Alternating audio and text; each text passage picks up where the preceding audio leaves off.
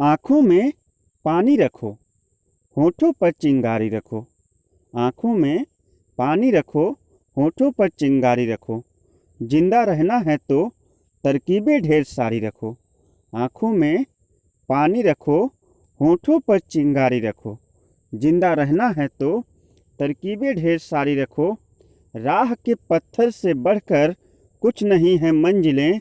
राह के पत्थर से बढ़कर कुछ नहीं है मंजिलें। रास्ते आवाज़ देते हैं ऐ दोस्त, सफ़र हमेशा जारी रखो। नमस्कार दोस्तों, मैं आपका दोस्त सागर कुमार राव आपके अपने YouTube channel study CBL classes में आपका हार्दिक स्वागत और अभिनंदन करता हूं। दोस्तों, उम्मीद करता हूं कि आप सभी बिल्कुल स्वस्थ होंगे, मस्त होंगे और अपनी पढ़ाई में पूरी तरह से व्यस्त होंगे। दोस्तों, ये जो प्रॉब्लम थी कि वीडियो जो है धुंधला दिख रहा है, तो दोस्तों वीडियो धुंधला दिखने का सॉल्यूशन मैं ढूंढ रहा हूं और कुछ सॉल्यूशन मुझे मिले भी थे, मगर उस टाइप से वीडियो अपलोड करने के बाद वीडियो जो है प्ले नहीं हो रहा था। तो दोस्तों, अगर वीडियो धुंधला चल रहा है तो उसे आप अपने जो है वीडियो मोड में जा कर के क्वालिटी को चेंज करके देखिए।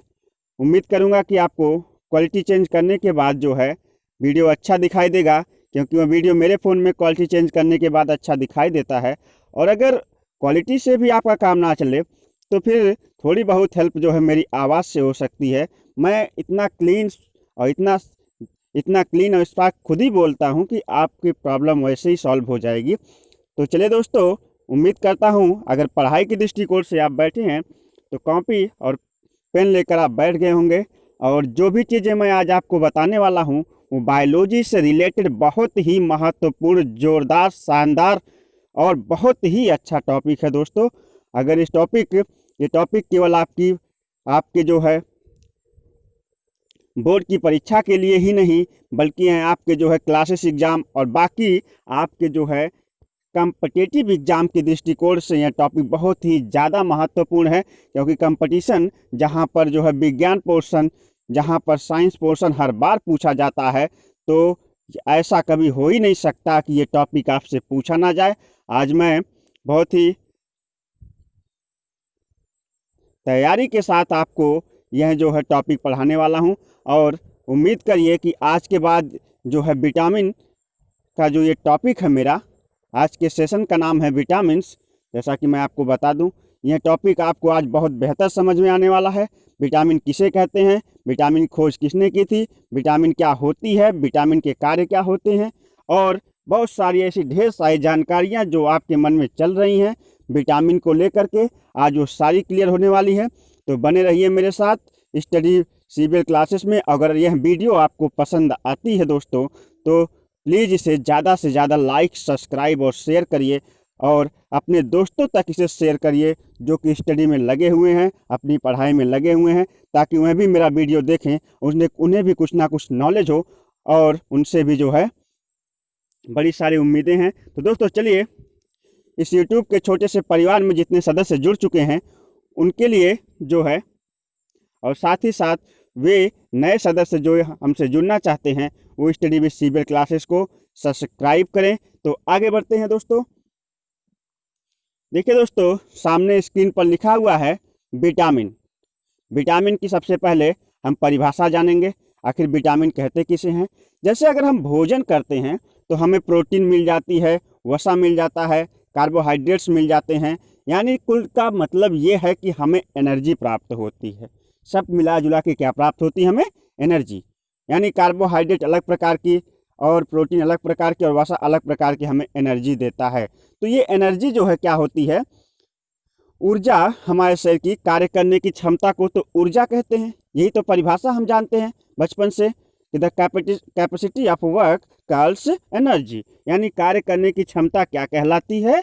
ऊर्जा कहलाती है। ठीक है प्यारे दोस्तों, तो ऊर्जा हमें प्राप्त करने के लिए जैसे एनर्जी की आवश्यकता पड़ती है, उसी प्रकार से पूर्ण रूप से अपने शरीर को स्वस्थ रखने के लिए हमें विटामिन्स की ज़रूरत पड़ती है। अगर विटामिन शरीर में ना हो, विटामिन्स की कमी हो जाए तो हमारा शरीर क्या हो जाएगा? अनेक प्रकार के रोगों से घिर जाएगा। और अगर शरीर अनेक प्रकार के रोगों से घिर जाता है तो फिर हमारे स्वस्थ रहने कोई फ़ायदा नहीं है।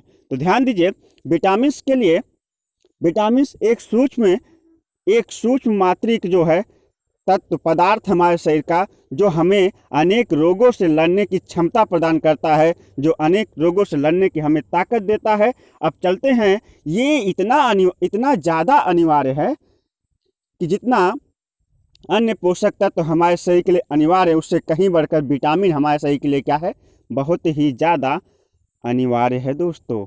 तो आगे बढ़ें, विटामिन की परिभाषा जो कि स्क्रीन पर लिखी गई है, जरा इसे भी रिलेट करते हैं। लिखा है कि देखिएगा, ये जटिल कार्बनिक पदार्थ, विटामिन क्या है, जटिल कार्बनिक पदार्थ हैं जो शरीर के उपापचय क्रियाओं के लिए आवश्यक होते हैं। शरीर के उपापचय क्रियाओं के लिए आवश्यक होने का मतलब ये है कि जब हमारा भोजन हमारे जो है आमाशय में जाने के बाद पच जाता है, तो रक्त के माध्यम से यह कोशिकाओं में पहुंचता है और उसके बाद इसका कोशिकीय पाचन होता है, जिसके उपरांत हमारे शरीर को ऊर्जा मिलती है। क्या मिलती है? ऊर्जा। भोजन पच गया तो ऊर्जा नहीं मिल जाएगी, बल्कि वह रक्त के साथ जब जो है हमारे कोशिकाओं में पहुंचता है, वहाँ एटीपी पैकेट जो है वो में संरक्षित होता है, वहाँ पे श्वसन के माध्यम से जब यह भोजन जो है दहन होता है तो यहाँ से एनर्जी मिलती है दोस्तों। और ये सारी क्रियाएं मिलाकर इसमें पाचन पैसंचर सब कुछ मिला के उपापचय क्रियाओं में क्या करती है, विटामिन हमारी सहायता करती है। तात्पर्य है कि भोजन को पूर्ण रूप से पचाकर और भोजन को कहाँ कहाँ पर यूटिलाइज्ड होना है, किस प्रकार से उपयोग होना है, यानी इस सभी चीज़ों को जो संचालित करती है वही होती है विटामिन कहलाती है। और साथ ही साथ शरीर को प्रतिरक्षा प्रदान करती है। प्रतिरक्षा शब्द आया है, प्रतिरक्षा, जिसे इंग्लिश में इम्यूनिटी कहते हैं। इम्यूनिटी पावर आपने सुना होगा, इम्यूनिटी पावर यानी प्रतिरक्षा तंत्र। प्रतिरक्षा तंत्र क्या होता है, पहले तो हम प्रतिरक्षा जान लेते हैं।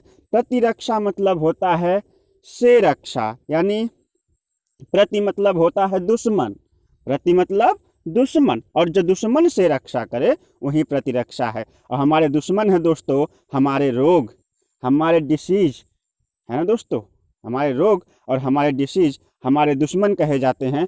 और इन रोग और डिसीजेस से जब हमें रक्षा प्रदान होती है तो इसी टॉपिक को हम क्या कहते हैं, प्रतिरक्षा। यानी रोगों से रक्षा, तात्पर्य ये है कि हमारे सबसे बड़े दुश्मन हमारे रोग हैं, और अगर रोगों से रक्षा मिल रही है तो वो क्या होती है हमारे लिए, एक प्रतिरक्षा होती है। ठीक है, तो विटामिन हमें क्या करता है, मेनली रोगों से ही तो बचाता है।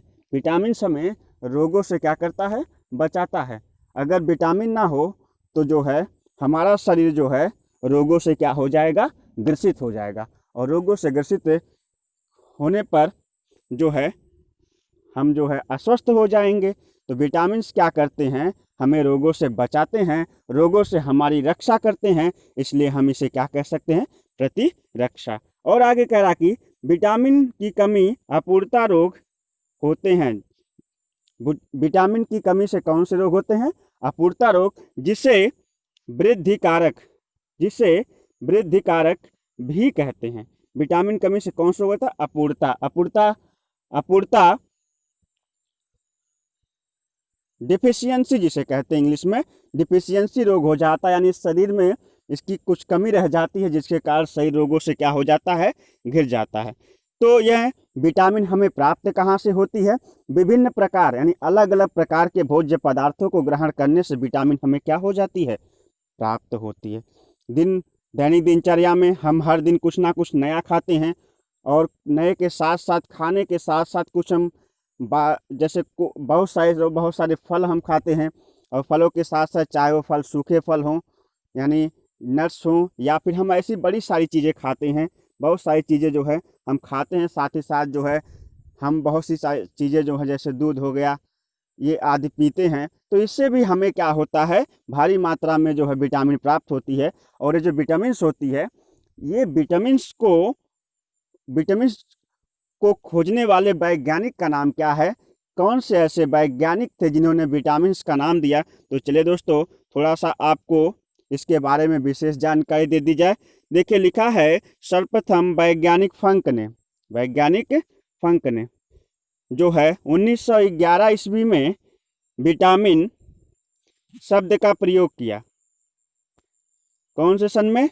1911 में वैज्ञानिक फंक ने जो है विटामिन शब्द का क्या किया? प्रयोग किया। लेकिन एक बात बता दें, विटामिन को खोजने वाले जो वैज्ञानिक थे, सर्वप्रथम विटामिन की खोज करने वाले वैज्ञानिक, उनका नाम था वैज्ञानिक एन.आई. लूनिन। वैज्ञानिक एन.आई. लूनिन ने विटामिन की खोज की, जबकि 1911 ईस्वी में 1911 ईस्वी में वैज्ञानिक फंक ने इससे विटामिन के लिए जो है, इससे वैज्ञानिक एन.आई. लूनिन ने विटामिन तो खोज दी थी, मगर इसे कोई विशेष नाम नहीं दिया था। विटामिन की खोज करना और उसका नाम देना दो टॉपिक है। वैज्ञानिक फंक ने इसके सभी गुणों को पढ़ा और सबने इसके सभी गुणों को पढ़कर जो है, वीटा मतलब होता है एनर्जी, जिसको कहते हैं पावर, इम्यूनिटी, यानी विटामिन शब्द जो है ऊर्जा या शक्ति से बना हुआ है। और ये शब्द को जो है देने वाले वैज्ञानिक कौन थे? इस शब्द को देने वाले वैज्ञानिक थे वैज्ञानिक फंक, जिन्होंने 1911 ईस्वी में विटामिन शब्द की जो है को दिया और बताया कि विटामिन जो है एक प्रतिरक्षी होता है, जो रोगों से लड़ने में हमारे शरीर की पूरी तरह से मदद करता है, सहायता करता है। और बताया कि यह मुख्यतः दो प्रकार के होते हैं। विटामिन को वैज्ञानिक फंक ने दो भागों में बांट दिया। कितने भागों में? दो भागों में। पॉइंट नंबर 1 है कि जल में घुलनशील। चलिए दोस्तों, आपको बता देते हैं कि जल में घुलनशील विटामिन क्या होती हैं। अर्थात ऐसी विटामिन जिन्हें जल में घोलने पर ये आसानी से घुल जाती हैं, जिन्हें जल में घोलने पर ये बहुत ही आसानी से घुल जाती हैं और जल में घुलकर यह जो है अपने अणुओं में टूट जाती हैं। ऐसी विटामिन्स को हम जल में घुलनशील विटामिन कहते हैं। यानी ये केवल जल में घुलेंगी। अगर आप इन्हें तेल या वसा में घोलने का प्रयास करेंगे और किसी पदार्थ में जल के अतिरिक्त घोलने का प्रयास करेंगे तो ये विटामिन्स नहीं घुलेंगी, ये 100% श्योर है। और आगे जो है कौन कौन सी विटामिन्स जो है जल में घुलनशील विटामिन के अंतर्गत आती हैं, तो विटामिन बी और विटामिन सी। देखिए, कॉम्पिटिटिव एग्जाम का एक पहला प्रश्न है, निम्नलिखित में से कौन सी विटामिन जल में घुलनशील है? कई ऑप्शन दे देगा, उसमें या तो बी या तो सी, ये दोनों ऑप्शन भी रहेंगे, तो आपको बी और सी को सेलेक्ट करना है। ठीक है। उसके बाद है वसा में घुलनशील विटामिन। तात्पर्य ये है कि एक ऐसी विटामिन जो वसा में घुल जाए, वसा मतलब तेल हो गया, वसा, तेल, मक्खन, जो भी तैलीय पदार्थ हैं, उनमें जो विटामिन घुल जाती हैं, उन विटामिनों को हम वसा में घुलनशील विटामिन कहते हैं। यानी ये जल में नहीं घुलती, बल्कि ये वसाओं में घुलती हैं। और ऐसी विटामिन जो वसा में घुल जाए, उन्हें वसा में घुलनशील विटामिन कहते हैं। और ऐसी विटामिन के अंतर्गत ए, डी, ई, के आपको याद रखना है। Vitamin A, vitamin D, vitamin E, vitamin K. Vitamin A, vitamin D, vitamin E और विटामिन के, ये जो है वसा में घुलनशील विटामिन के अंतर्गत आते हैं। तो दोस्तों, आप नीचे एक चार्ट देख रहे होंगे जो कि विटामिन से संबंधित है। विटामिन का नाम, विटामिन का स्रोत, कार्य और जो है विटामिन की कमी। इस चार्ट को हम आपको इसके आगे आने वाली अगली वीडियो में बताएंगे। और अगर आपको यह वीडियो अच्छी लगी हो तो प्लीज़ इसे ज़्यादा से ज़्यादा लाइक, सब्सक्राइब और शेयर करिएगा। और मिलते हैं एक नई वीडियो के साथ। धन्यवाद, नमस्कार, जय हिंद।